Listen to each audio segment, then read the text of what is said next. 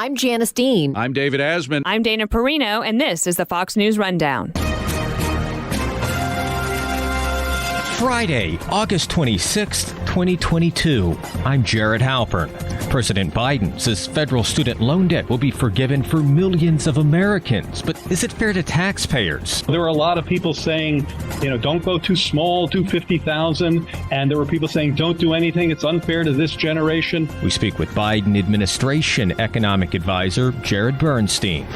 I'm Jessica Rosenthal. 1 year ago today, as we were leaving Afghanistan, the first U.S. service members killed in the country in more than 18 months died in a suicide bombing at the international airport in Kabul. The attack killed many Afghan civilians as well. They were terrified about what life would be like under Taliban rule. Now, a year later, we returned to Afghanistan, and many of those fears became realities for those left behind. And I'm Tommy Lahren. I've got the final word on the Fox News Rundown. The high cost of higher education has been a policy challenge for President Biden since taking office. He ran on reducing the price of a degree, proposing as part of his Build Back Better agenda 2 years of tuition-free community college. That idea has stalled in Congress, but he did act this week on another campaign pledge, reducing student loan debt. And thanks to our historic deficit reduction, we can afford to cancel $10,000 in student debt and $20,000 if you're on a Pell Grant for tens of millions of Americans making under $125. This is a game changer. The debt relief program offers borrowers earning less than $125,000 a year up to $20,000 in debt forgiveness. The plan is not without its critics. Democrats and Republicans both have raised concerns about the cost, perhaps as much as $900 billion, and the fairness. Here's Senate Republican leader Mitch McConnell. I think it's a bad idea. An awful lot of Americans choose not to go to college. And then there are those Americans who borrowed money to pay for school and paid it back. In what way is it fair to those taxpayers? So I think fundamentally, when we borrow money, we ought to pay it back. And I don't think the government ought to be forgiving these student loans. There are questions about the legality of all of this and the impact to the national debts and to inflation. But we'll start at the beginning, how President Biden landed on this specific loan forgiveness plan. Really, this comes under the rubric of promises made, promises kept. And I think it's really as simple as that. Jared Bernstein is a member of the President's Council of Economic Advisors. The complicated part was figuring out precisely what to do, how to do it. As I think you and your listeners know, debt relief was only one of the announcements made. There's also a very important reform to something called income-driven repayment that makes that system much easier to use and much more beneficial to everybody else going forward. And that's really important because the debt relief is a one-time thing. So you also want to try to deal with future pressures of this sort. I think that's important, and I do want to talk a little bit about that. But as you point out, this sort of one-time debt relief still comes with a cost. And I know you guys are still trying to figure out exactly how much it will cost. People have to apply for this. You don't know what the response rate's going to be. Just because it's a $10,000 benefit doesn't mean that's what everybody gets. I understand all of that. But I've seen the estimates, even the downward estimates, Jared, are $400 billion. Doesn't that wipe out all of the deficit reduction from the Inflation Reduction Act? There's a couple of things that are missing. One is that the kind of numbers you're stressing tend to assume a very high take-up rate, maybe even 100%. To be clear, we'd love to see a very high take-up rate. I was going to say, why wouldn't it be? Like, why wouldn't? No, we'd love to see a very high take-up rate. But you ask a good question. There's one program, it's not very well known, where the education department really did everything it could to get people to take up a debt cancellation, and the take-up rate was around 30%. Now, I'm sure we're going to far surpass that, and yes, our goal is to get as high as we can. The other piece that a lot of people are missing is that don't forget that Restart begins in January of next year. That was another announcement. So basically, the government was foregoing about $4 billion a month during the pause. That means we were collecting about $4 billion less per month because of the pause. Now, when you restart, that's actually going to be a bit lower because of all the debt cancellation, but it will be a big positive as well. So, we're just not there yet in terms of netting all this out. I want to kind of dive into that because, when we talk about cost in Washington, usually we're talking about how much the government is going to spend. This is not exactly that, right? This is money that impacts what the government otherwise would have collected.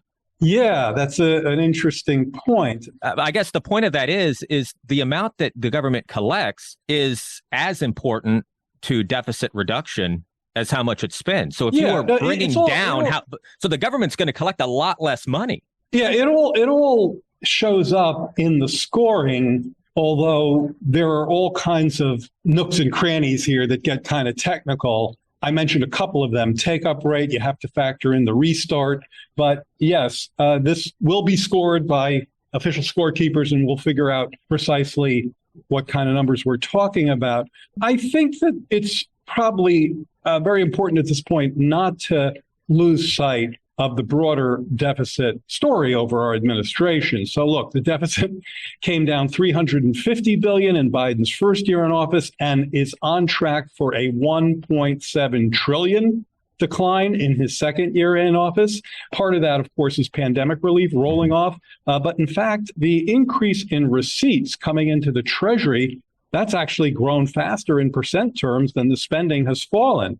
And that's just very much a result of the strong economy and the tight labor market. So again, we have to do all of this on a net basis. And these are fair questions that we just don't have fulsome answers to yet. But a lot of the deficit reduction you're projecting would be eaten through this program. Nothing like what I was just talking about. I mean, the 1.7 trillion is obviously, far and above anything we're talking about in this. But the Inflation Reduction Act. So that's a good point. The Inflation Reduction Act is another $300 billion on top of the 1.7 trillion, but that's not in there. And yes, when we get this score, we'll have to put the pluses and minuses together and see where that ends up. Look, if you're trying to get someone to say X is equal to Y, we just can't do it yet. Okay.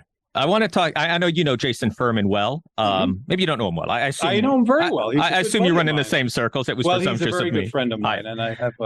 I'm sure you've seen what he has said about this program, pouring roughly $500 billion of gasoline on the inflationary fire that is already burning is reckless. He said about this student loan program. Why is your friend incorrect? Well, again, I think the important thing there is partly to recognize that, especially for next year when the restart begins, that the magnitude of the restart, that is the amount that the government collects because loan payments that have been on pause are restarting, is in a similar ballpark to that of the forgiveness. And if you line that up together, you expect inflation to be negligible. Now, look, it's one thing for us to say that. A report came out from Goldman Sachs. Now, these are not particular, as I think Paul Krugman said on his website, on his Twitter feed, they're not exactly known as socialists. The quote from them is that we expect the plan to have the same direction and magnitude on inflation. Debt forgiveness that lowers monthly payments is slightly inflationary in isolation, but the resumption of payments is likely to more than offset this. So look, that's a big investment bank talking about this to their market participants. Okay. And that also squares with our analysis. So we'll see what Jason has to say about it. Yeah. There is another aspect of this, though, and it's you've seen this, I think, from Republicans and Democrats. I saw similar comments from like Tim Ryan, who talked about how much money this costs. Senator Mitch McConnell, a lot of Americans chose not to go to college. And then there are those Americans who borrowed money to pay for school, paid it back. Why is it now fair to those taxpayers? Why is it fair to taxpayers who did the right thing, right? They went to school, they earned the degree, they took out the loans, they paid it back over maybe a decade, maybe 2 decades. And now they're sort of being asked to foot this bill. This is something that the president talked about in the campaign, and that, as I think you yourself said earlier, that he had lots of arguments with Democrats on the other side of that equation. So there were a lot of people saying, don't go too small, do 50,000. And there were people saying, don't do anything. It's unfair to this generation. And I think what President Biden did is what he always does. He tells you what he's going to do. And kind of miraculously, given the partisanship that you and I have actually kind of been implicitly talking about, he then somehow figures out a way to do it. So I think he really threaded a needle here to the great benefit of over 40 million people. Let's talk about the authority to do this. I know you're not a member of the Office of Legal Counsel. What is your understanding of how this holds up using this post 9/11 law that has some discretion for the education secretary? I would imagine the administration's preparing for some sort of legal challenge. One important piece that gets to is that there are those who say, you're doing this once, you're going to do this again, and people should be ready for another round of this at some point. Not so, and not so for the reason that you just said, which is not widely appreciated. I must say, Jared, you're very well informed about this stuff, which is that this is based on a very unique piece of legislation that grew out of the pandemic, a once in 100-year pandemic. So let's hope that we're not looking at anything like that again soon. But that is the legal basis for what we're doing here. The other part of the debt cycle, Jared, is how expensive college has become. Mm-hmm. What tools are available from the executive branch, from Congress to try and get at that? Because this doesn't seem to disincentivize colleges and universities from charging what they're charging, does it? No, I mean, I think the important thing there is to look at this other really important announcement that was made, which is a new income-driven repayment plan. There are a bunch of these plans, unfortunately, which makes it pretty confusing. And the reason is because the Ed Department has a mandate to provide these sort of plans, and so they sort of stack up one on top of each other. We think the one that was introduced is uniquely strong in terms of helping to offset the cost of college, but that's on the consumer side. It takes the payment down from 10%. Under these income repayment plans, you pay a percent of your income. So it's if your income goes up, you pay more. If your income comes down, you pay less. And if your income is very low, you pay zero and you don't get penalized for it, nor under this new plan do you collect interest for it. And you pay 5% of your income under the new plan, not 10%. So cuts that in half. So really, a really great beneficial program. But you're talking about the other side, the college side.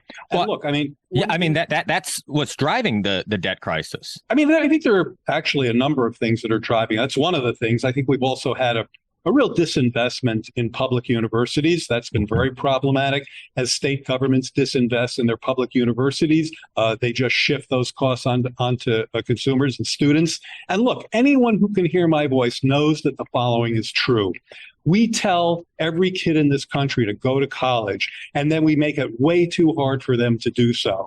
And so I think what the president did, both with debt cancellation and with the income-based repayment, and also some other factors that get to what you're talking about now, some things that really try to hold colleges' feet to the fire.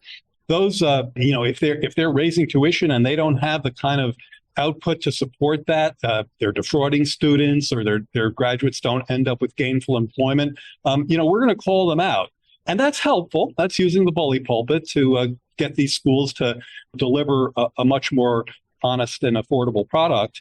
But there is a role for Congress to play here, and nobody is saying that we're done with our work in this space. Jared Bernstein, appreciate the time, the explanation, a lot of nuance in what you guys are doing, and I'm glad we had a little bit of time to expand on the headlines. Well, thank you, Jared.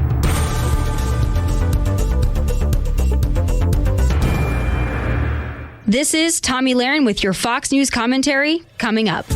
As we remember 1 year since we left Afghanistan, we mark this day in particular when a bombing at the Hamid Karzai Airport not only killed 170 civilians, but 13 U.S. service members, 11 Marines, 1 Navy corpsman, and 1 soldier. As we were ramping up our exit in August, Afghan civilians had rushed to the Hamid Karzai Airport, and they stayed there for days. One of the most remarkable visuals was watching some of them cling to the U.S. Air Force plane as it departed, gaining speed. Some ran alongside it. After that, U.S. officials urged people to stay away from the airport as concerns grew about possible terrorist attacks. And then it happened.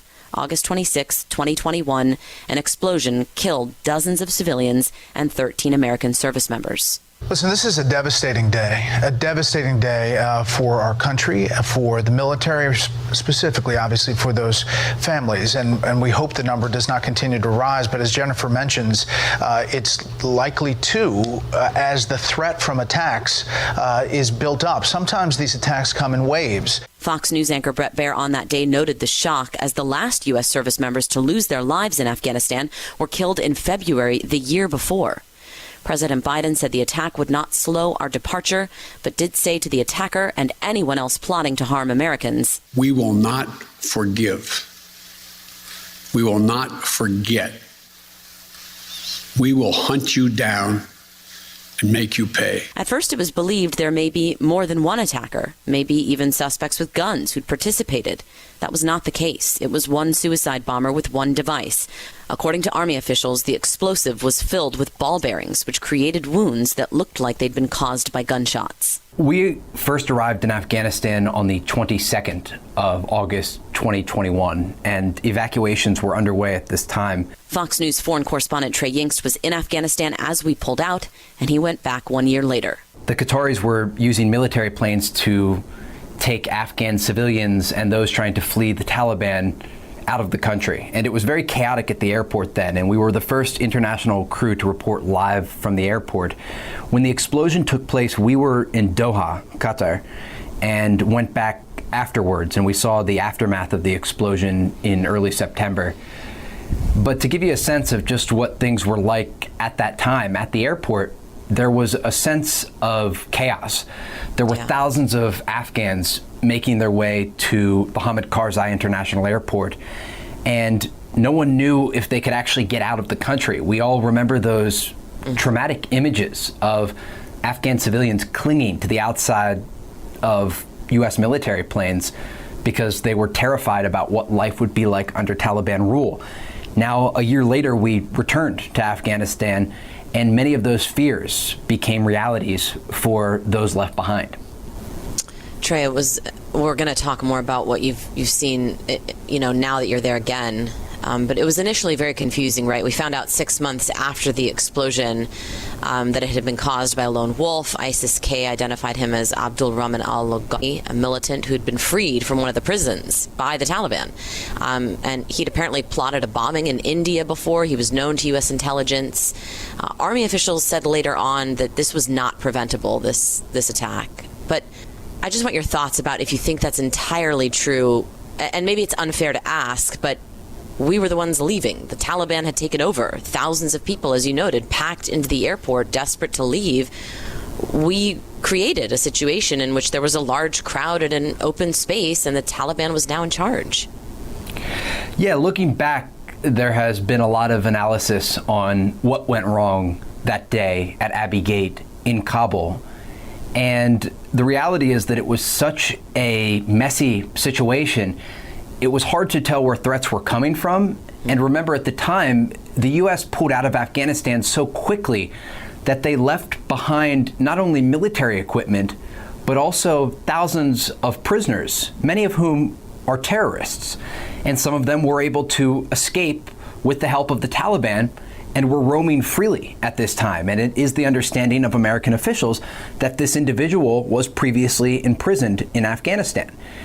And so not only groups like the Taliban, but you had even more extreme organizations like ISIS-K, the group responsible for this airport bombing, and also Al-Qaeda, who now had operatives freely roaming the streets of Kabul. And so it was something that we also explored when we went back this time, when we returned to Kabul, how much these organizations are able to operate in Afghanistan. And the Taliban says they are under control, but that day that this happened, the outer perimeter of the airport was basically under Taliban security. And then when individuals were able to make it to the inner part of the airport where Abbey Gate actually enters Kabul's international airport, that's where you had these British and American troops lined up trying to help process in some sort of order the chaotic situation. And that is what happened at the time. This suicide bomber entered this crowd of people in a trench that was just outside of Abbey Gate and detonated his device, killing an estimated 170 Afghan civilians and 13 American service members. Trey, we officially left, I think, like 3 days after that. Since you've been back, do you feel like there are additional, like, bitter feelings? I mean, after we left, right, the U.S., or, after that bombing at the airport, the U.S. carried out that drone strike that killed those children. I understand the family's still not been entirely relocated, and they were promised that. But what is your feeling now as you talk to Afghan civilians about our departure and what the last year's been like? Well, you mentioned this family that had so many young children killed in a U.S. drone strike, a mistaken drone strike. The Americans thought they were targeting an ISIS-K operative, but actually it was a driver for a nonprofit and his family and close relatives. We went to that house shortly after the strike took place that following month and talked with the family, and the wreckage and aftermath of this Hellfire missile was still in the courtyard. You could still smell the burning metal. And we sat with this family and asked them how they planned to move forward. And they had a lot of requests of the Americans at the time. Some of those family members have been relocated to the United States. Others are still in Afghanistan. And their entire life was changed in a moment. And I think that their plea for help is not unique. While their situation was unique in this tragic scenario that unfolded in Kabul in the days after this bombing took place, there are so many Afghans still in Kabul and across the country who are looking to get out for other circumstances, for other reasons. We talked with one man who previously worked at the U.S. Embassy in Kabul, and he said he had applied for a special immigrant visa months ago. He has young children, he has a wife.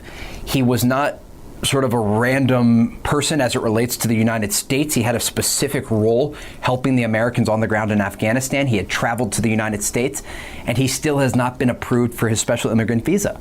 And his case is not unique.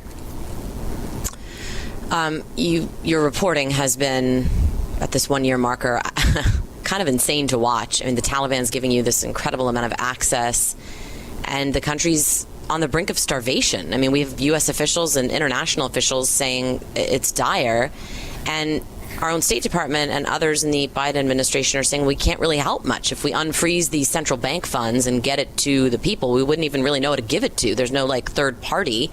It could end up in the hands of the Taliban. Is it your sense that the Taliban is aware of how dire the humanitarian situation is, that their own people are starving? I think they understand, and they also understand the leverage that gives them in the international community. As you pointed out, we had pretty unprecedented access to Taliban-controlled Afghanistan a year after the group took control of the country. And we went back to a malnutrition ward that we had visited previously, and the situation there is so bad that it's almost hard to put into words. I think even our report didn't do it justice. I mean, we gave the numbers of more than 1 million young Afghans under 5 years old who are on the brink of starvation. We spoke with a mother who had already lost 3 children to malnutrition, but yet still it feels like our efforts in reporting, at least personally, it feels like it's not enough, because it's not just in Kabul, it's all around the country. And as you've noted, there's so much money from the international community that's not making its way into Afghanistan. Now, it's important to note a lot of U.S. aid is still going into the country, but it's just not enough. I mean, the problem is getting worse and worse. The Taliban is increasingly isolated by the international community because of the way they treat women, because of the way they run their society. And it's a problem that has no solution. And so there's this calculation going on right now in the international community. How do you help the Afghan people without bolstering Taliban rule?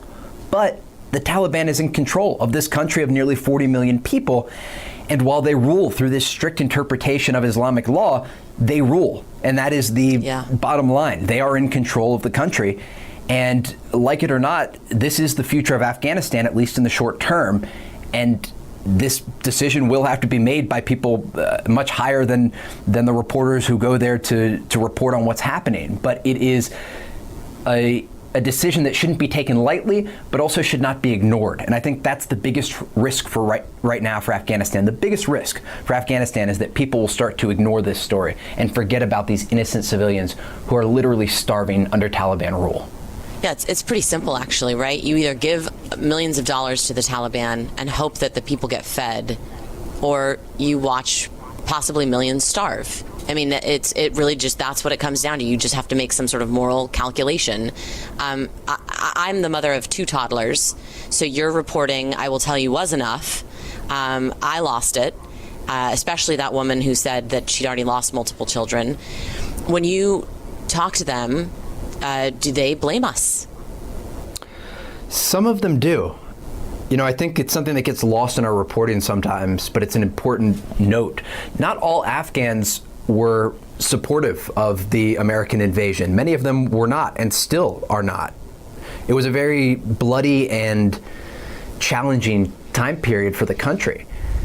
But with that said, they understand the value that American aid has in this country. And so when you ask a political question to these young mothers from places like Logar province or Helmand province, they really don't have much to say about American politics or the decisions made under previous administrations.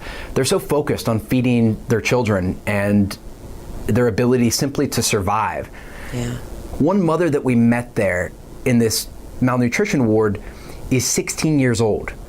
And she told us that she lost her first child 3 years ago.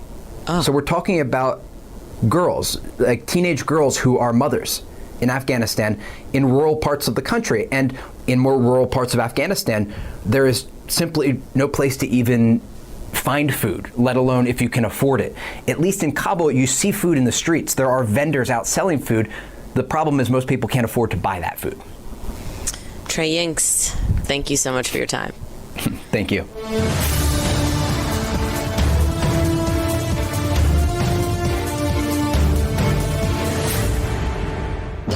And now, some good news with Tanya J. Powers. Who is America's favorite pet? Online voting will determine the ultimate winner of the title, but so far, an emotional support alligator from York, Pennsylvania is in the lead. Yes, you heard me correctly. An emotional support alligator. His name is Wally Gator. He's 7 years old, and he has a TikTok following at Wally the Alligator of more than 68,000 people. Wally Gator also reportedly loves to give hugs, and his bio says his owners operate a reptile rescue. He's just one of the pets in the contest. There's also a chinchilla named Churro, a rescue dog named Hank, and a tamed wild Mustang named Sundance Sunny Kid.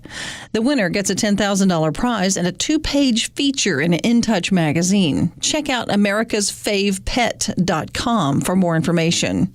As for Wally, he seems unfazed by all the internet attention, content to go on walks on a leash and swim with humans, and chomp on his favorite treats, raw chicken and cheese puff corn.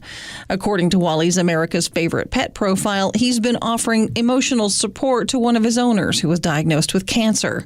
But for all Wally Gator's good qualities, he does have one quirk. His owner says Wally likes to climb into his bed and steal the covers. Tanya J. Powers, Fox News.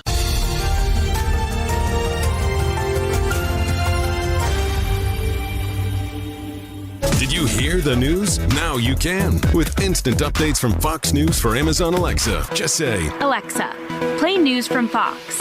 In Fox News. It's the latest when you need it, on demand from Fox News and Amazon Alexa. Rate and review the Fox News Rundown on Apple Podcasts or wherever you listen. It's time for your Fox News commentary. Tom Laren. What's on your mind? Apparently, the younger generation is trying out a new fad called quiet quitting, in which they put in less effort at work and do only the bare minimum. Call me an old-fashioned millennial, but in my generation, we just call that being lazy as heck. But this quiet quitting trend is backed by Gallup research that suggests in the first quarter of 2022, only 31% of Gen Z workers felt engaged at work. And though most rational folks would recognize this as problematic, some of the quiet quitters refer to it as working smarter, not harder. What happened to the work ethic in this country? Fewer and fewer workers workers in any age bracket are stepping up or taking initiative. If this entitlement era doesn't end and ends soon, our future workforce is doomed. Enough with the cute names like quiet quitting. Call it what it is, laziness, and cut it out. I'm Tommy Lahren, and you can listen to all of my hot takes at foxnewscommentary.com. You've been listening to the Fox News Rundown. Stay up to date by subscribing to this podcast at foxnewspodcasts.com. And for up-to-the-minute news, go to foxnews.com. From the Fox News Podcasts Network. I'm Ben Domenech, Fox News contributor and editor of the Transom.com daily newsletter, and I'm inviting you to join a conversation every week. It's the Ben Domenech Podcast. Subscribe and listen now by going to foxnewspodcasts.com. Love Fox News? Click the subscribe button to get more of the news and opinion you trust. And click the Fox News Rundown playlist for the latest episodes.